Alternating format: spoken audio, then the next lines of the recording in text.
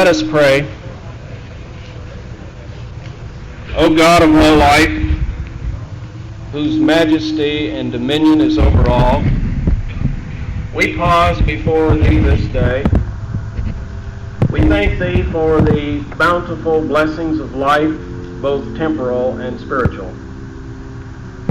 We are thankful, O Lord, that we may share some of Thy secrets and the wonders of Thy world.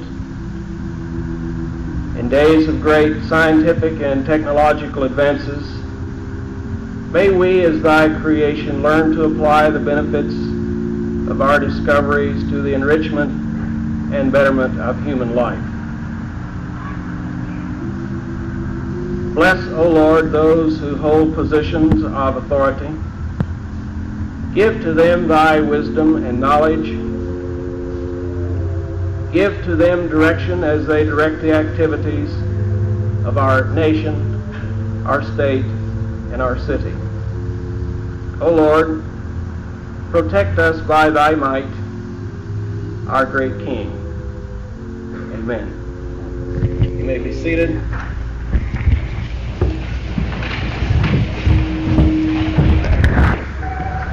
Publisher of Flight magazine, about all we need to say about him is that now Aviation Journal in the world has been published and edited by the same staff, Tom Ashley, Fred Stones, and George. This is Flight's 34th year. George.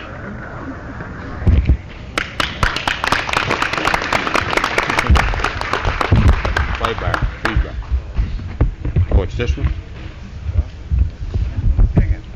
Thank you, Chaplain McEllier. I might introduce Chaplain McEllier. He's the chaplain at Tinker Air Force Base. We're very proud to have you, Chaplain. Let's go on with the dinner.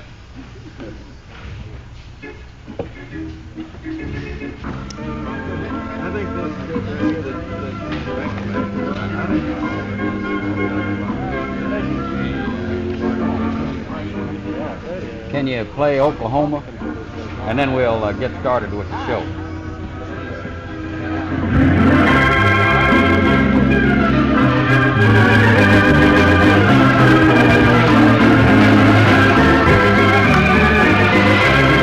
right, you better rise. Whether rising to the bait or the occasion.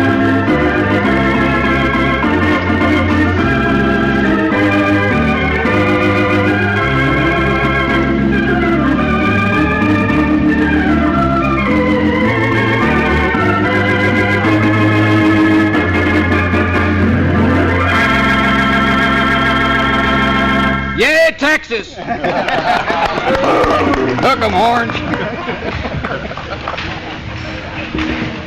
Well, they gave me a pretty hard job. Ruth never does anything the easy way because there's more celebrities and VIPs and distinguished people out in the audience than there is at the head table.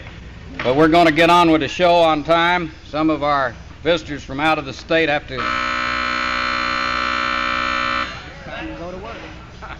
he's not here. Thank you.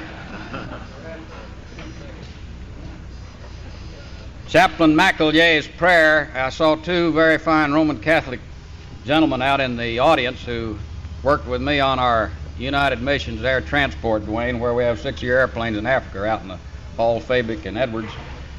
And his prayer reminded me of my son, the youngest son, who just got back from Vietnam. He had 13 months in combat with the Marines, and he told about being left with his mortar squad for 2 days by his outfit, and they were completely surrounded with Kong, and the Kong started shooting mortars and lobbing some shells over into their rice paddy. And he said, Steve, he said, if you know any prayers, he says, start praying now. And the fella says, well, Jim, he said, I didn't have too much religious upbringing, but says we live next door to a Roman Catholic church, and every night, he said, I'd listen to those prayers. He says, well, go ahead and say one of them. He says, under I, 31, under B, 66.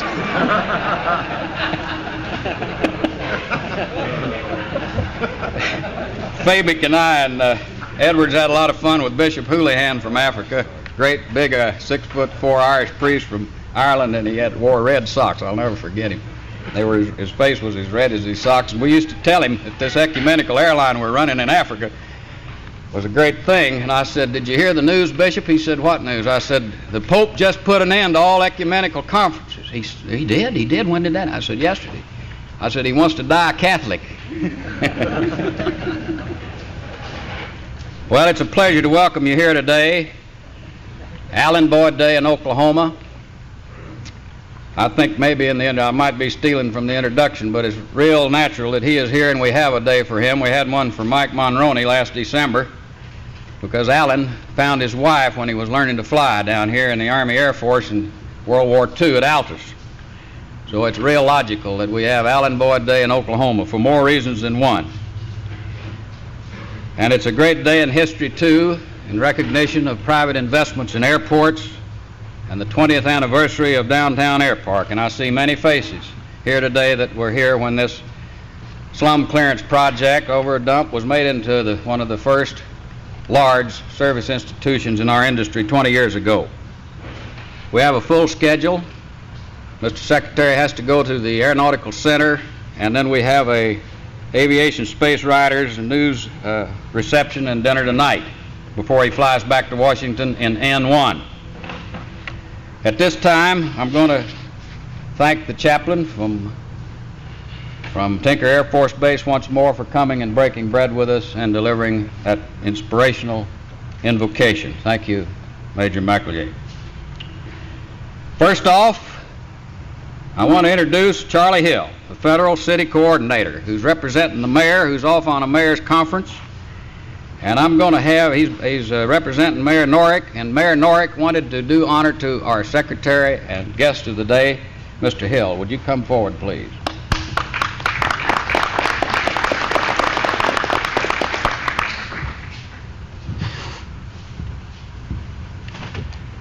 Thank you, sir, and Secretary Boyd would like to extend to you the proclamation by the mayor that this is your day today, and would also like to extend an apology from the mayor and the city council because of their council meeting this morning. They could not be here.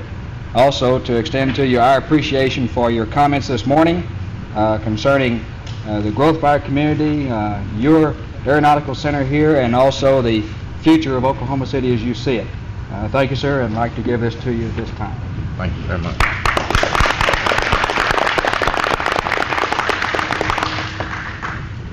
The next man is well known to this group, the judge. The judge, as we call him down home, he's Mr. General Aviation with the FAA in Washington. He's sometimes our great white hope when we get in trouble up there and some of the bureaucrats give us a kicking around. And he always goes to bat. Judge Reynolds, he was named judge because one time down home before he went with the FAA, he was a county judge. He was one of the most famous of that gallant tribe of hump pilots in World War II, Bob Reynolds, FAA Washington.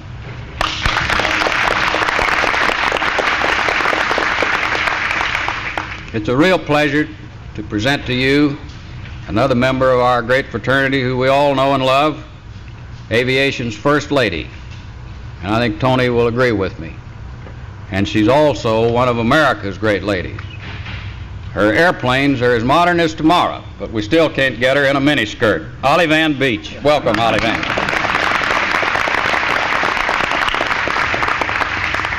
You heard about the kid that got lost at the airport last night? Police asked him why he got lost from his mother. He said he tried to hold on to her skirt and couldn't reach it. You're off the air, George. You're off the air. How's the voice sound out there, all right?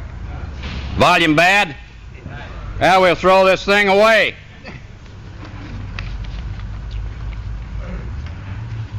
This next man won't get an introduction from me because everybody in Oklahoma and aviation know him well.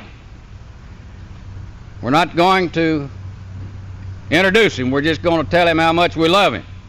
I'd like to use Mr. Boyd's words a few days ago quoted in the press. Aviation has no better friend. FAA has no better friend. And Allen Boyd has no better friend than Mike Monroney. Senator Mike.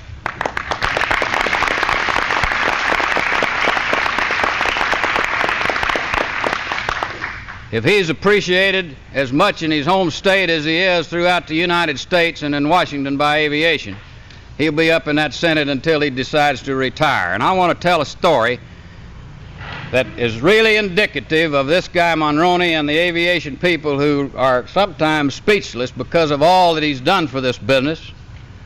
As author of our major federal aviation legislation, as a farmer out here in El Reno named Schulte, he had this fine cow. And he loved this cow. She gave milk by the tons for 6 years. She was a prize-winning milk giver, Jersey cow at all the state fairs, got all the blue ribbons. And one day at the end of 6 years of tremendous milk production, he went out and this light of his life was as dry as a popcorn. It went on for several weeks, and he thought, well, this is the end. And a friend came down the road and found of his distress and said, look, up here at Oklahoma State at Stillwater, they got an animal psychiatrist. Don't send her to the packing house yet. Take her up there. So he did. And Schulte went up there in his truck, dropped the cow off, and they said, come back Monday.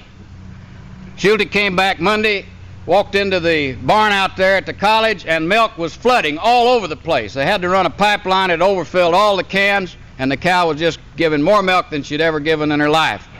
And he says, my goodness, Doc, what did you do? He says, you know, Schulte, he says, you've been milking that cow for 6 years, and you know you never did tell her you loved her?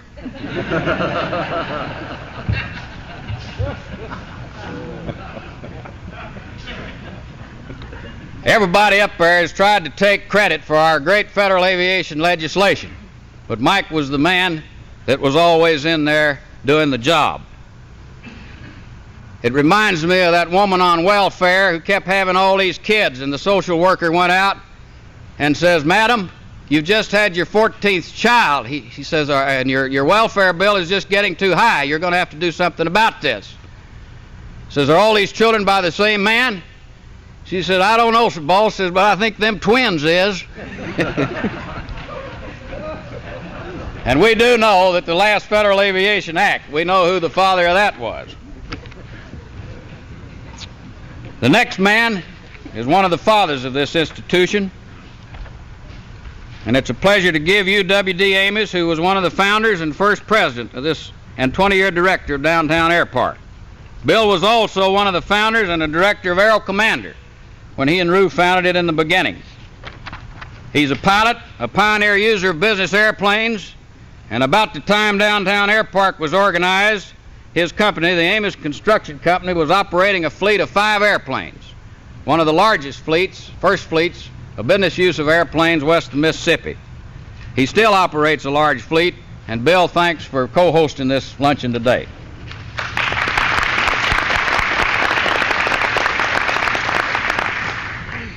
And then his little brother, on my left, your right, Ruth Amos. You will hear from him shortly, but I have to make a couple of brownie points here about my old friend. To my knowledge, he is the only Oklahoma citizen who served as president of a major airframe manufacturing company. As most of you know, Ruth was one of the founders and was president and director of Aero Commander prior to its acquisition by Rockwell. He was one of the founders and is now president of downtown Airpark.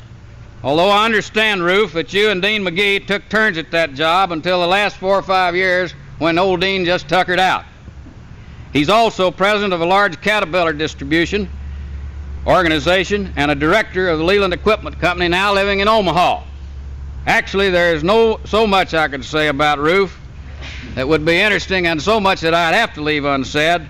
It'd be embarrassing to him, so I just say thanks, Ruth, for this wonderful party, and congratulations on your 20th anniversary. This next gentleman is another dean of this business. Best known, of course, for producing more than 50% of today's utility airplanes. Little known for his powerful leadership behind the scenes in this industry to keep the climate healthy. This man works hard at his business, but he also works hard at our business of general aviation. I give you Dwayne Wallace, president of Cessna Aircraft.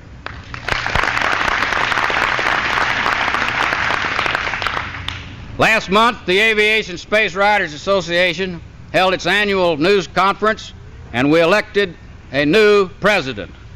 after a long line of distinguished presidents, I want to introduce to you today Ken Weaver, Senior Editor of National Geographic Magazine of Washington. Ken, welcome.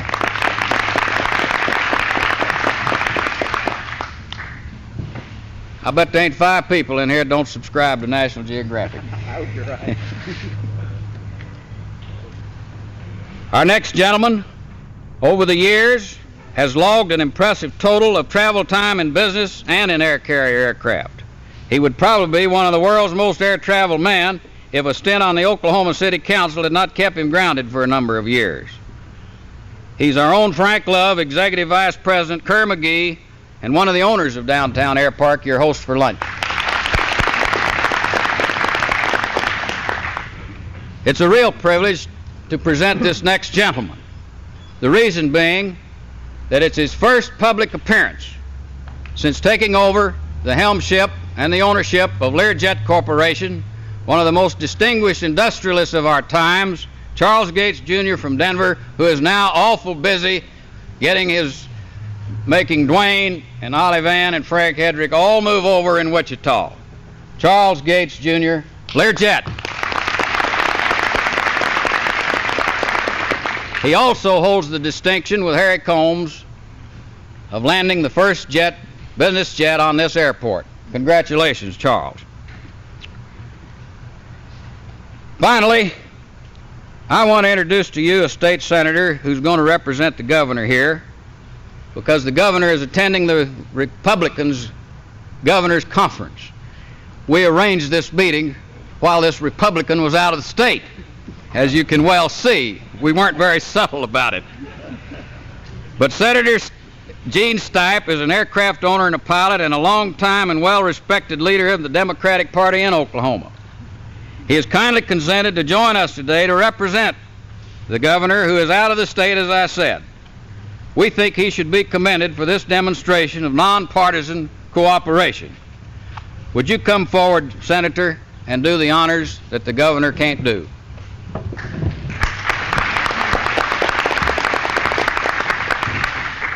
Thank you, Mr. Master of Ceremonies, distinguished guests, and ladies and gentlemen. This is a very august and important occasion, not only in observing this important milestone in the operation of this facility, but it's an extremely important occasion when we of Oklahoma can have a man of the stature of Alan S. Boyd be our guest.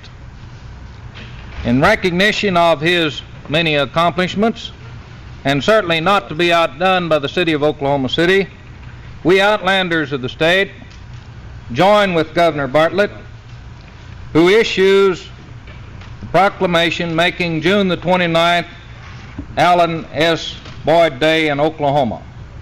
Mr. Boyd, in recognition of your great contributions to this nation of ours, in grateful appreciation, we of Oklahoma present to you this proclamation from His Excellency, Governor Dewey Bartlett. Thank you, Senator.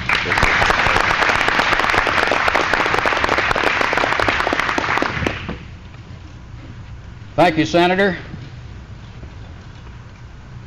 And if you'll pay the senator afterwards your poll tax, we'll let you vote here in the next election.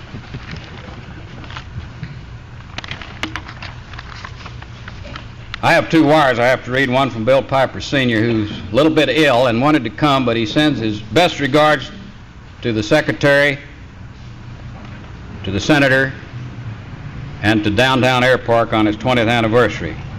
Another great leader in the general aviation manufacturing business, wires Roof from California, William F. Rockwell Jr.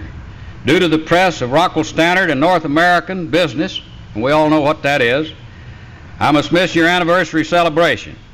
I've asked Don Rohde, General Manager of Aero Commander, Bethany Division, Bill Stinson, and Jerry McDonald of our aircraft marketing departments to represent us. Would like to be with them to offer you my personal congratulations. Jerry, will you and Bill and Don please rise and take a bow?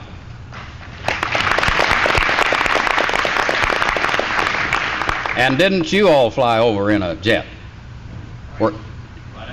Did you let Mr. Gates come in first?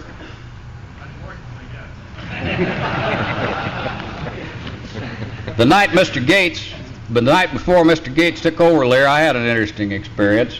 His Falcon jet was standing out on the line at the Lear factory. I got in a Lear jet with guess who? A member of the government of Canada at midnight after the SAE banquet. And guess who went with me? He'd never been in a Lear jet before. It was old Jim Taylor, sales manager for Falcon Fan Jet. And he says, I wonder what Gates's airplane is doing here. I'm going to give you this wire from Mr. Rockwell. Well, before we get to our speaker, it's necessary for me to introduce one of the deans of the general aviation business. He's Executive Vice President and General Manager of Beach, Frank Hedrick. He's down here with the press, I think. Frank, would you take a bow, please, sir?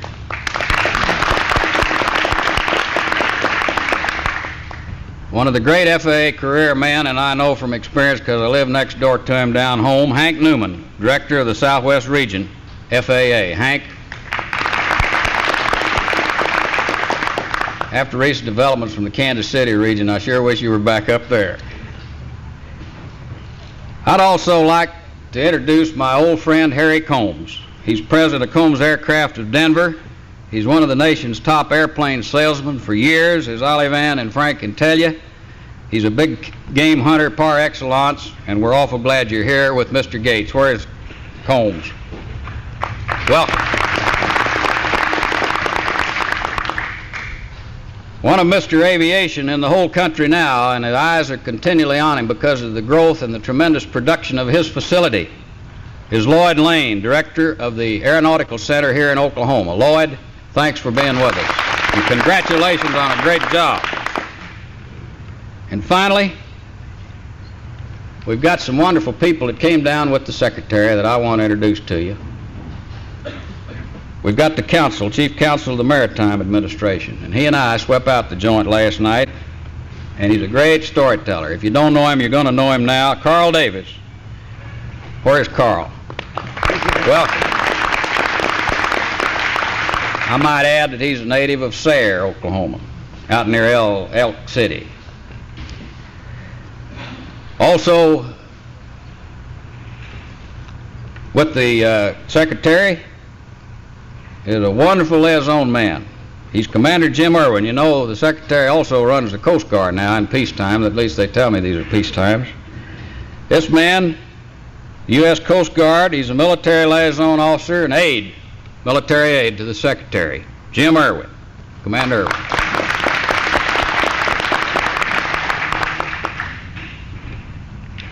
I also see in the audience a man, I think I'm correct in saying, since this is a private airport day, that this man is the main builder and now manager of the only privately owned airport in the country with an FAA control tower. Henry Stewart, manager of Addison Airport down in my hometown. Where's Henry?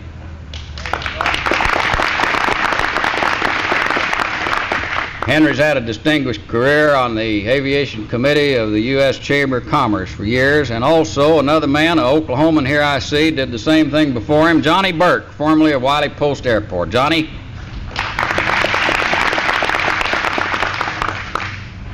All you people who don't like the word general aviation have Johnny Burke to blame for it, because when we were on the Aviation Development Advisory Committee under, I don't know, who was it, Johnny? Rensel? That's when the word general came, and now they say, for the public's understanding, that general aviation is defined as that portion of aviation being run by ex-generals. Is John Kennedy here? John, another member of the staff, of the Secretary's staff of Washington. I don't want to embarrass the man, but Kennedy is one of the real brains up there and was brought up in the hard school of the State Department under Cordell Hull, and I can't think of any greater training than that. Welcome, John. Who else came with you, Commander? Well, we had a crew, but they didn't. They didn't show.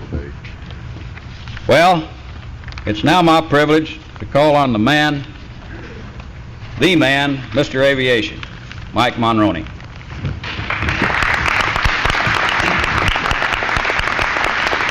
George. Thank you very much for the chance of being here. And for the chance to be associated with one of the truly great Americans of the day. A man that I've known since his first entrance into Washington, when in 1959 our Committee on Commerce had the great distinction, I think, of confirming him for a position on the Civil Aeronautics Board. We're lucky today, I believe, to be the first city, although many will follow, and on an occasion of the 20th anniversary of the establishment of this great airpark, to honor the man who is the top man in all fields of transportation, but we will always claiming for aviation as our very own. As you probably well know, he was appointed first to the Civil Aeronautics Board in 1959, was reappointed on the expiration of this unfinished term, and became the chairman of the Civil Aeronautics Board.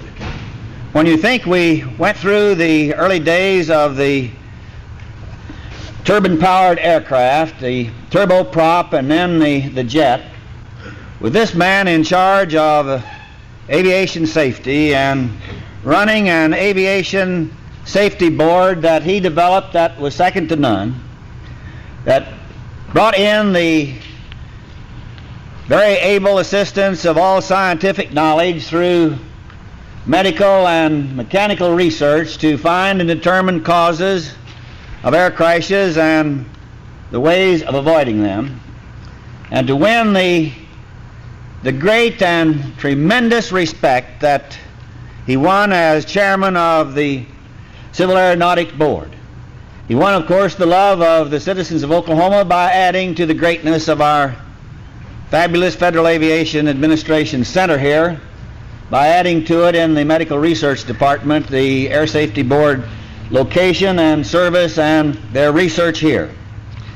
It was no surprise to any of us in Washington that knew him and followed his career that when a bigger job opened, one man would always be the first choice.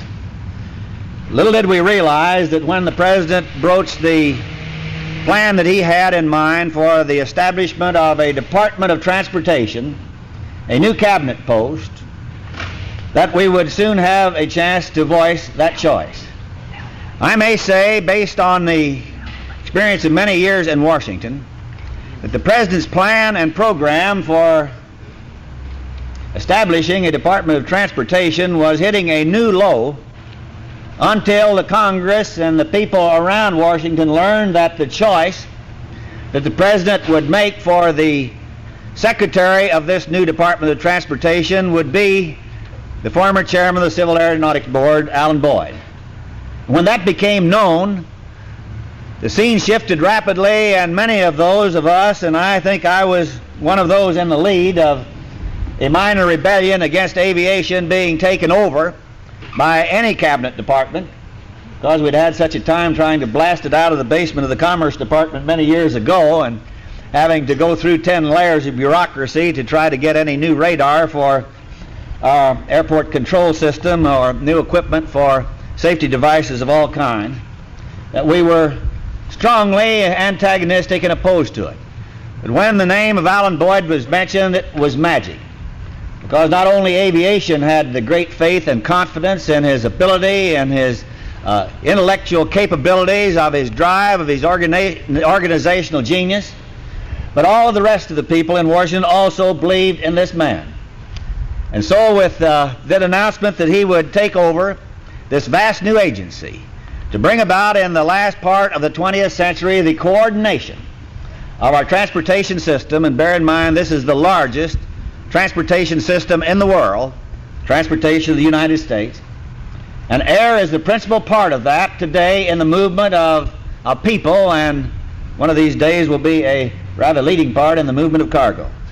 That with Alan Boyd selected, the thing went through very easily, and he was rapidly confirmed because everyone likes to call Alan Boyd his friend, and Alan Boyd will protect the interests of aviation and aviation safety against all challenge. I cannot let this opportunity pass, George, without saying for the public record how deeply indebted I believe this nation will be to the present Secretary of Transportation. The guidance he has given to the department in its formative years, the serious study he has made of all transportation problems, and the courageous positions he has taken in many sensitive intermodal transportation disputes will reserve a page in transportation's history for him that will stand out above all others. This country is indeed fortunate to have as first Secretary of Transportation a man with the strength of purpose, the firmness of conviction that Alan Boyd possesses. His vast experience and expertise in air transportation make him ideal for the job of coordinating air with the other modes. Before this distinguished crowd of leaders of Oklahoma's and Kansas industry, the outstanding men of general aviation, I'm happy to be allowed to introduce our friend and your friend, Secretary Alan Boyd. Alan, thank you for coming.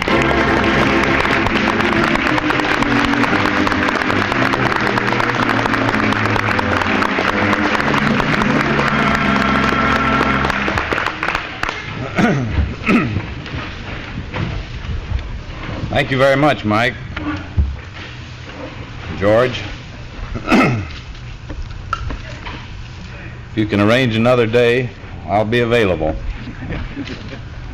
I'm delighted to be here today to have a chance to talk to you all about aviation, about general aviation, and to be able to talk to you in a city that ranks in so many respects as one of the most remarkable in America. It is, for one thing, the home of Senator Mike Monroney. And as you have just heard, there isn't a more able and effective advocate of aviation progress or of the interests of his home state or nation. As you know, the Federal Aviation Administration, which is the largest unit within the department, has been charged by Congress with the responsibility for air safety. I know of no senator nor any member of Congress who is more responsible for the great air safety record in the United States than is Senator Mike Monroney. And I know that he will continue to advocate the reforms and to advocate making available the dollars that will make air travel even safer in the future. The FAA is also responsible for airport construction. There are literally hundreds of communities in the United States that can thank Mike Monroney that they now enjoy scheduled airline service where they had none before. I'm sure that the record is replete with the efforts, the activities, and the successes of Mike Monroney in the field of promoting aviation safety in the United States. However, I don't want you to have the impression that Mike Monroney is a man whose only interest is in aviation. For 20 years, he's been a champion of efforts to strengthen the voice of the people in the government. This year, that effort is producing a new program of computer research that will give Congress faster access to the facts which they need to make the judgments that affect your future and mine. He's leading a campaign to take postmasters out of politics and put the post office on a sound, business-like footing. After he gets through with that, he's going to do something about moving the mail. Here. I have no feeling except one of great pride to be on the same platform with Mike Monroney and be able to call him a friend. I very much appreciate your very considerable kindness in giving me a day, but I do have one lingering doubt. Most days I've heard about have been held for some illustrious athlete whose day is over.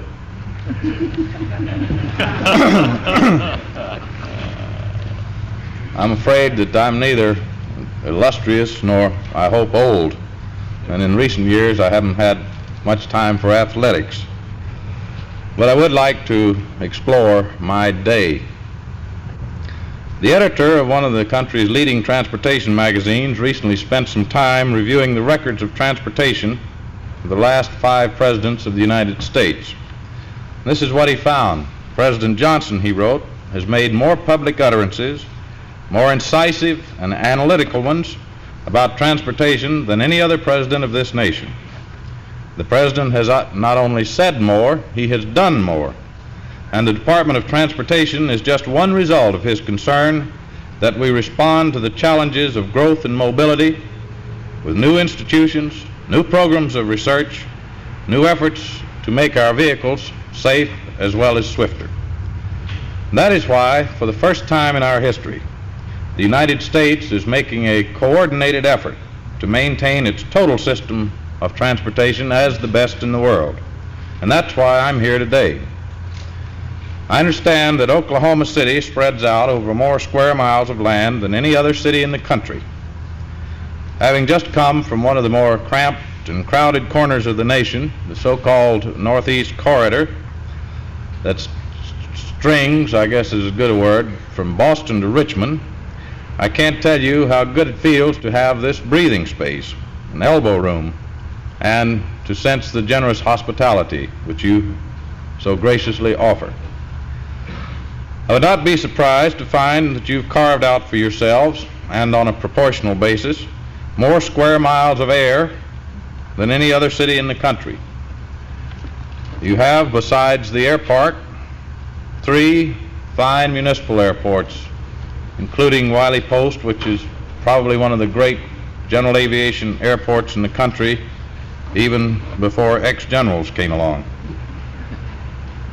You house the Aeronautical Center of the Federal Aviation Administration. You make airplanes and airplane parts. You offer a variety of excellent aviation services.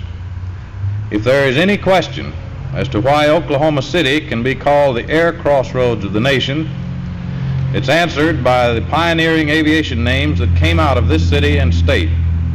The names of your 2 great airports, Will Rogers and Wiley Post. Of course, there was a Major Olds, the old Army Air Corps, who probably was a retired general later on, who did a lot of flying through this section of the country in the mid-30s. Major Olds discovered that the exact air center, geographically, of the nation is just a few minutes flight time from Oklahoma City. And this is real flying country for the general aviation pilot. Not only business and pleasure, but I understand the National Flying Farmers Association was started in Oklahoma by Oklahomans a couple of decades ago. Every small city desiring industry should look strongly to the thought of developing its airports, or helping to develop a privately owned airport in the city. Most businesses these days use aircraft. And one of the things that's always asked is, how do we fly in and how do we fly out? One of the neighboring cities of Oklahoma City, Weatherford, has answered that question and is getting new industry with a new airport. This, I think, is the kind of example which we need to spread across the pages of George Hadaway's magazines, of the newspapers, so that people can generally understand, people who are not in aviation, how important it is to support, advance, promote general aviation in their communities. I've come here today to join you in honoring the industry and the imagination that not only built this airpark when its chances of survival seemed slim, but stayed with it year after year and have made it on this threshold of its 20th anniversary a strong and stable enterprise for Oklahoma City. That basically is the story of the Airpark, a story which Mr. Amos will outline. But it's not the whole story. For this Airpark is an outstanding, but not isolated, example of the great role that private investment and private effort are playing in the continued growth of American aviation. At the end of last year, the nation had 9,673 airports, of which over 60% were privately owned. Last year, the 300 airports with FAA traffic control towers handled a total of about 45 million operations, a 19% increase over 1965. Far more impressive is the fact that general aviation aircraft accounted for 75% of these operations, and that total general aviation operations at these fields grew by 27% over the year before. And we have every reason to expect that general aviation will exhibit this same kind of growth in the decade ahead. And good gracious, with all these possibilities, just think of the problems. Today we have about 100,000 general aviation aircraft. 10 years from now, we're estimating 180,000, and that 8,000 of them will be turbine-powered. And judging by the way we have to keep revising our forecast upward, so great has been our growth, the actual figures may well be higher than we have imagined. These figures make one simple and important point. Private flying and private aviation investment will continue to occupy a prominent place, indeed a more prominent place, in our future aviation picture. And that's the way we want it. But at the same time, we cannot forget that general aviation does not account for the whole aviation picture, which includes our fleet of great commercial airliners and the great cities and the vast public they serve and the extensive facilities they require to accommodate them, as well as the people and the products they carry. In our large metropolitan areas, airport congestion has become a serious, sometimes an acute problem. Crowded airports, runways, airlanes, access, and exit routes, these mean delay, often intolerable, for passengers and products, and they also mean greater danger to the system. Already the so-called stretch jets are entering the airlanes. We'll soon have the jumbo jets, and in about 8 years the SST will begin service. So it doesn't take an expert to understand that we'll have our hands full over the next 10 years, even if we try to do nothing more than to keep the existing situation from getting worse. And I'm sure there isn't any one of us who would not insist that we do much more than that. Sometimes when we talk about the potential for aviation growth, we like to say the sky is the limit. But the sky is not the limit. The ground is the limit. The human world may seem small and insignificant from an altitude of 20,000 feet, but it's the people below, their desires and needs, their cities, communities, that air travel, like any other form of transportation, serves.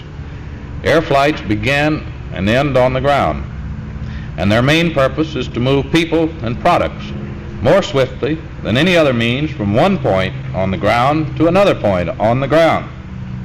I emphasize this obvious point because I think we can no longer afford to overlook or ignore it, as sometimes we have in the past. We can no longer become so absorbed by the awesome aircraft we build that we forget to build the airports that must accommodate them and the people and products they're to carry.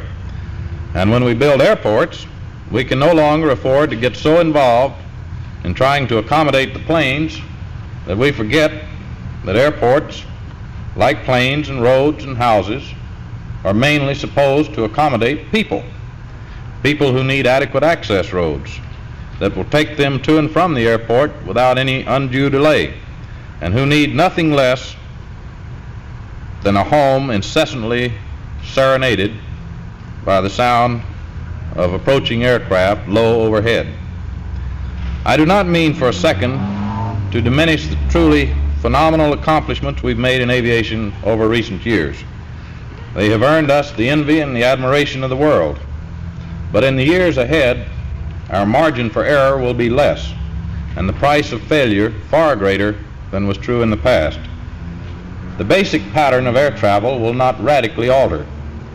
Our large urban areas will grow larger, and the volume of air traffic between these areas will go greater and more complex. That means it's going to be more and more difficult and more important to provide adequate ground facilities. No ground facilities will be adequate that ignore the needs of the people who travel and the communities they serve. One of our biggest needs in the decade ahead will be for more and better airports to handle growth we expect in general aviation. Undoubtedly, in some of our major urban areas, federal funds will be required to help build these airports. But I very much hope that the vast majority of these airports will be the product of the same kind of private enterprise and ingenuity in the public interest that has made this Airpark possible. In aviation, as in all other means of transportation, a major part of my job is to encourage private effort and private initiative to meet the nation's needs. I intend to do so everywhere and anywhere that I can. In the meantime, I join with you in celebrating the 20th anniversary of downtown Airpark, to the vision, the courage that started it, sustained it, and made it succeed. Thank you.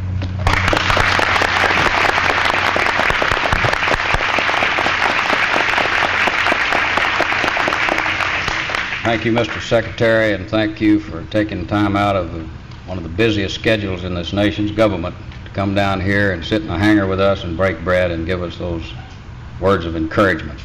Now, Mr. Roof Amos is not going to get off this easy, so I'm going to have him come into the cleanup slot. But before he does, we were speaking of ex-generals a while ago, and I spied one in the audience, General Fritz Borum, ex-U.S. Air Force, now backer here. Where is Fritz? Fritz, take a bow. We don't know how Oklahoma City got along without him when he was in uniform. You know, that reminds me of Evita Peron dancing with this ex-general of the Army down there one night. She was in a rage, and he says, "What's the matter, Evita?" She says, "Time magazine just referred to me as an ex-prostitute."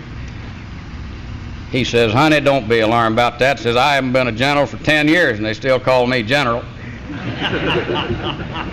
It's now my privilege to give you the man who picked up the check in the cleanup slot, Roof Amos. Roof?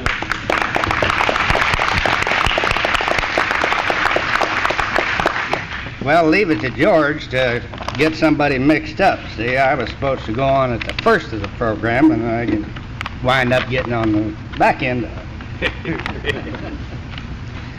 I think you stayed out a little late, too late last night. Blame it on the judge. Don't blame it on me. Senator Mike, Secretary Boyd, and all the aviation leaders here, I bring you a warm welcome from downtown Airpark. Little did we think 20 years ago when we started this airport that we'd ever have such an august body of people here with a cabinet-ranked man and presidents of aircraft companies as our guests. And I want to extend a warm welcome to all of you, from not only for myself, but on behalf of our associates. Frank Love, who is representing Dean McGee, the Kerr McGee Oil Company, one of our directors. My brother, Bill Amos, director of our company. Verlin Thompson, the Hudgens, Thompson and Ball, who did the engineering on the original airport here, is director of our company. Would you stand up, Verlin?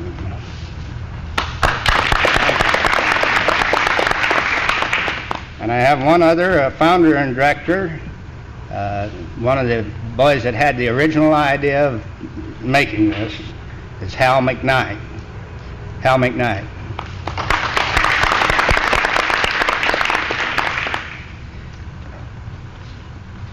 If we seem a little proud today, it can be explained honestly only one way. We are proud.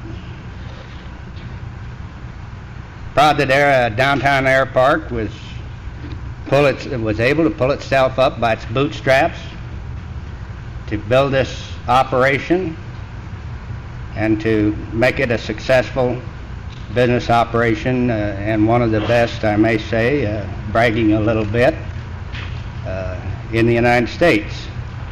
We have a wonderful operation here, and I'm going to later on introduce some of the boys that's made this possible. We're proud that downtown Airpark provides a complete airport facility for Oklahoma City and its visitors, 5 minutes from downtown. Proud that downtown Airport brings customers to Oklahoma City from all over Canada, America, and South America. Incidentally, a good part of our business is made up of foreign trade. And we're particularly proud that the business success of downtown Airpark is another triumph of the free enterprise system. We never asked for, nor did we receive, 1 penny of government subsidy. I wouldn't say that the 20 years have been real easy. We've had our real problems and sometimes we kind of wondered whether we was going to make it or not. But thanks to a lot of hard work from our employees, they've done a real fine job. Downtown Airpark was in effect the birthplace of the Aero Commander, or perhaps I should say we furnished the initial bankroll and launching pad that resulted in this fine airplane factory being located in Oklahoma City. Some of these kind of achievements makes our efforts well worthwhile and a gratification. George Hadaway told me the other night that there comes a time when you have to, personalities will not carry a business anymore, and that they're going to have good performance. Well, George, we've had good performance. And I want to introduce some of the boys that have made this possible. I'd like for you to hold your applause until I have introduced all of them, and then join with me in thanking them. Ray Wilson. Ray can tell you better than anybody the secrets of downtown Airport. The success is performance. Bill Weed. Bill's in the back of the room. Bill's our office manager and incidentally handles that most important thing around a business house, that's the money. Emil Bryson, whose overhaul and modification repair shops have been taken over for this luncheon and press conference. Buddy Hitchcock, who's built downtown Airpark paint and custom interior shop into the largest business and private aircraft beauty parlor in the world. Milton Kirkpatrick. Milt is backed by a staff of first-class radio technicians who installs radar and every type of avionics there is. Representing Collins has the TSI for such manufacturers Collins, Bendix, and Mitchell. Jack Blanchard, well, he's out here while you fellas are all sitting here. He's our sales manager, and he's out selling an airplane, I hope. I would like for you to help me give these boys thanks for me.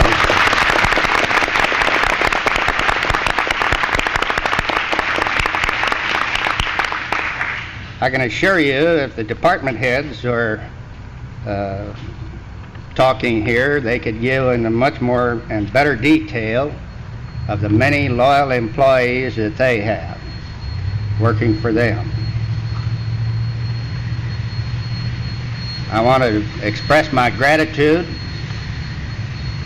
that the many busy business people have taken their time to come here and join with us in celebrating our 20th anniversary. And Secretary Boyd, I thank you very much. Let's give him a standing vote.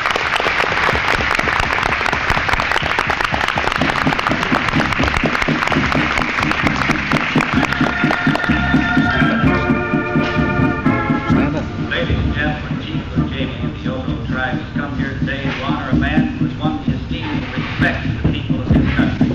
A man famous for leadership in the councils, with a future as piercing vision like the arrow through the air, and who conquers tomorrow. The Indian has his ceremonies and his customs, extending the friendship of the tribe to those whose great achievements have brought them honor. The Indian's friendship for his white brothers is warm as the glowing embers of the council fire, as constant as the mellow flow of the moon. The friendship of the Otos is not decreed by man, but is joined to the realm of the Great Spirit. It is extended only to those who have exemplified their friendship to mankind by valor and by action, and by devotion and dedication. This friendship cannot be taught, it must be earned. Honorable Alan Stephen Boyd, will you please stand and take place beside Chief UJB? Alan S. Boyd, the people of Oklahoma are proud to pay you tribute, which will speak for us in appreciation for the many contributions you have made and continue to make to our great nation in transportation. Your years of leadership in aviation, including the chairmanship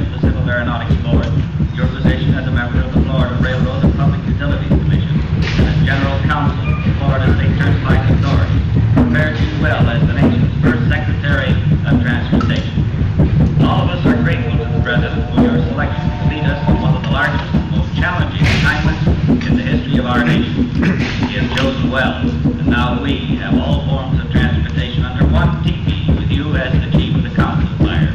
You have indeed won the respect of your brothers. And now Chief JP welcomes you into the tribe of the Otos of Oklahoma and gives you the name Wankway Soche, which means chief of the great trailblazers. And now, Chief, we'll place the emblem of the Indian chief upon your head.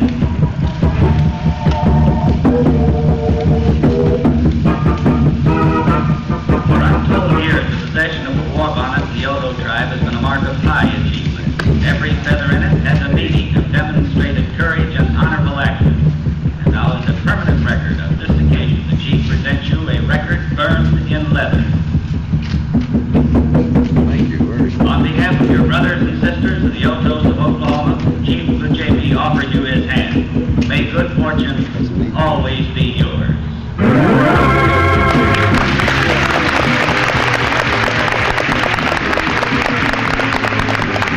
Hello, Steve. I've been calling you up here and down here around. Come on your phone.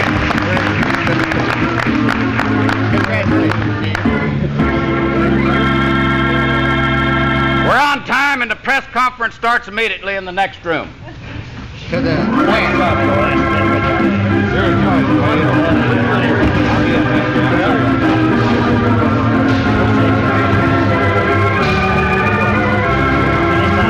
I think we're getting far enough along.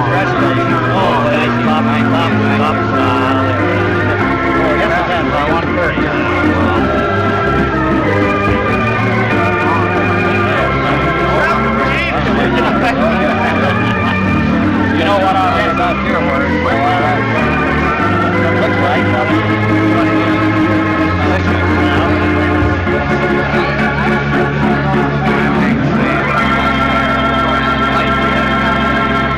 Good to see you, sir.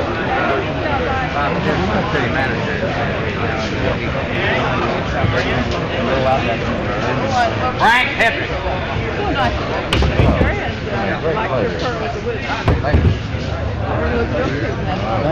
Secretary, for all those kind words and slugs. I need them. Nobody's more grateful than I am. I'll be back here anytime. It's a wonderful occasion. Fine, Stanley.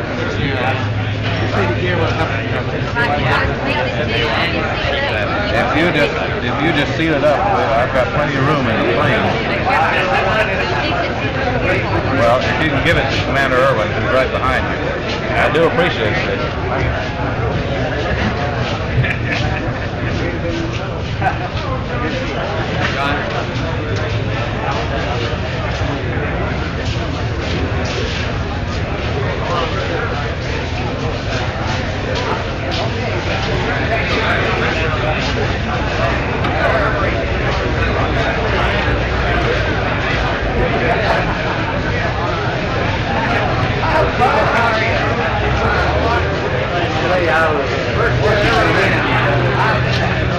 Hard